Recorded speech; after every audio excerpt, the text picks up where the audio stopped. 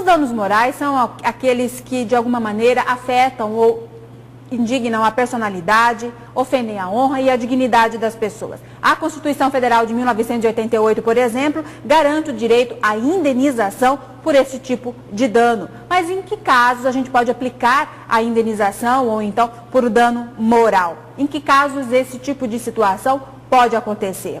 Sobre este tema, nós vamos conversar agora no quadro Direito em Pauta, para esclarecer essa dúvida com o secretário-geral da Comissão de Direito e Processo Civil da OAB de Mato Grosso, Matheus Lourenço Rodrigues da Cunha. Muito bom dia, obrigada pela presença aqui no Jornal da Manhã, viu? Bom dia. Vamos começar esclarecendo então, a gente disse agora há pouco, de uma forma bem resumida, o conceito de dano moral, mas o que significa isso na prática? Nós vivemos hoje no Estado democrático de direito e é dever do nosso Estado proteger o nosso patrimônio material e o nosso patrimônio moral. Patrimônio moral é aquele composto, como bem dito, pela honra, pela dignidade, pela paz, pela tranquilidade. Toda vez que em uma relação jurídica entre duas partes, uma delas comete um ato ilícito e esse ato ilícito vem a ofender essa honra, essa dignidade e essa tranquilidade, essa lesão, esse dano pode ser reparado por meio de uma indenização pecuniária. A nossa moral, ela não tem um valor específico. Ela não tem forma física. No entanto, o direito buscou, por meio de uma indenização pecuniária, em dinheiro, uma forma de reparar o dano causado a essa honra, a essa dignidade. Em que casos que eu consigo aplicar, Matheus, por exemplo, para as pessoas em casa entenderem com mais facilidade? Em que caso eu posso pedir dano moral? Hoje, no nosso dia a dia, nós temos indenizações de dano moral relativas a relações trabalhistas, nós temos também relativas a relações consumeristas, como, por exemplo, inclusão indevida do nome do consumidor nos órgãos de proteção ao crédito, o atraso demasiado do voo, mas em qualquer outra relação jurídica que a pessoa sinta essa honra ofendida, ela pode buscar perante o Poder Judiciário a reparação pelos danos morais. Você falou inicialmente que não tem como a gente valorizar, dar um valor para a nossa moral, mas que critérios o advogado usa na hora de pedir uma indenização, nos tribunais?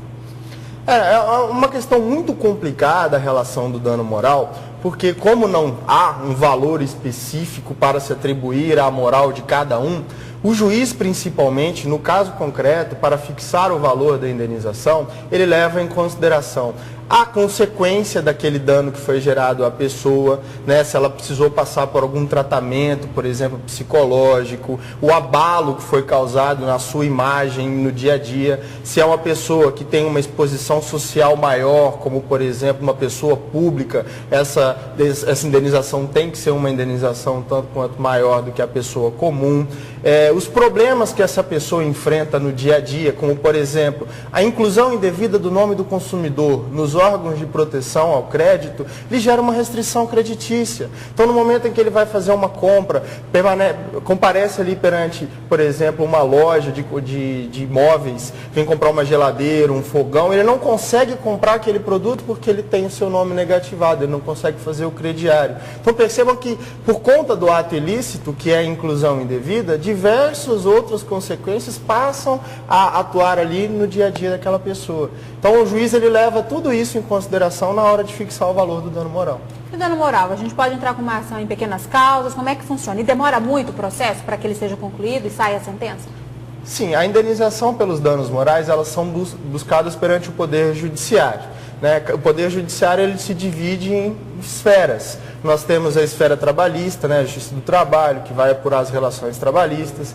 Nós temos também o Poder Judiciário nos juizados especiais, que buscam relações cíveis e consumeristas com valor inferior a 40 salários mínimos com advogado, ou até mesmo 20 salários mínimos sem advogado. Hoje o juizado especial, ele é um acesso àquela parte, àquela pessoa que não tem condição de pagar o advogado perante o Poder Judiciário sem a presença do advogado. O processo hoje, nós temos um problema de abarrotamento do Poder Judiciário. né? E aqui fica a crítica a essas ações de danos morais que, na verdade, são simples abalos que uma pessoa comum ela pode superar no dia a dia. Nós temos que ter uma distinção muito bem feita entre o dano moral e o aborrecimento causado no dia a dia. O aborrecimento causado no dia a dia, que é aquele plenamente superável pela parte, ele não deve ser levado ao Poder Judiciário por meio de indenização, porque isso gera um número elevado de processos, atrapalhando o curso comum dos outros processos mais importantes. E o processo acaba se tornando longo, moroso e até mesmo injusto. Ok, muito obrigada pela presença. Eu conversei com o Matheus da Cunha, presidente da Comissão de Direito e Processo Civil da OAB. Uma boa semana. Igualmente.